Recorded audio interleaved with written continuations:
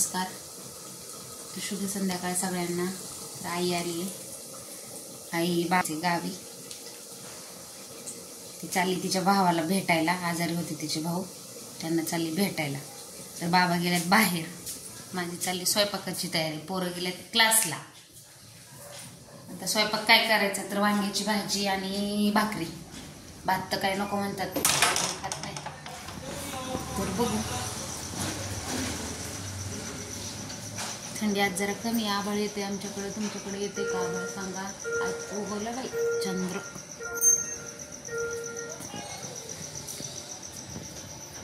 संध्याकाळचं वातावरण छान छान. चंद्र बघायचं मस्त.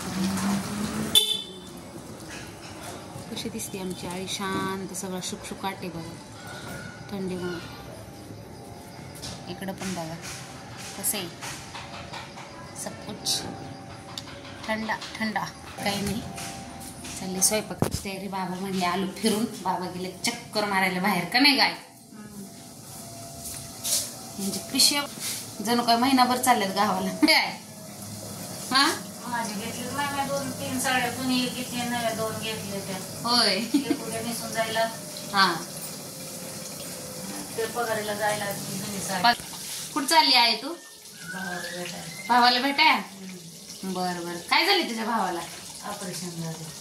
ऑपरेशन झाले वय. बर बर. या मग भेटून. आता काय अशा वांग्याची भाजी केली मस्तपैकी.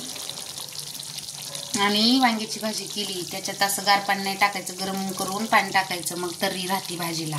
गार पाणी टाकले कशी लागते आहे भाजी? बेचव लागते. काय नाही. भाभी म्हणले किती दिवस झालं मंगलताई. कशी लागते भाषा आहे बघा.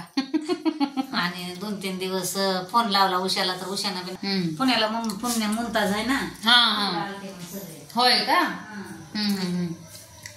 स्वयंपाक करते इथं कोण नसतं. हॉलमध्ये आले गेले तर कळणार नाही म्हणून दरवाजा आपला लावून ठेवते. बाबा बाहेर गेलेत ना, मग बाबा आल्यावर दार उघडले तर काही प्रॉब्लेम नाही. काळजी घ्या. बिबट्या तर सुटल्याच, पण चोरांचे पण एवढे हल्ले व्हायला लागल्यात काय सांगायचं.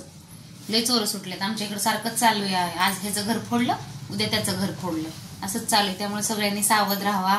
बिबटे पण आलेत वाटतं गावाकडं. कोण गावाकडून बघणारे असतील व्हिडिओ त्यांनी पण स्वतःची काळजी घ्या. आपल्या गुराढोरांची काळजी घ्या. खूप म्हणजे भीतीदायक वातावरण झालंय सध्या सगळीकडं.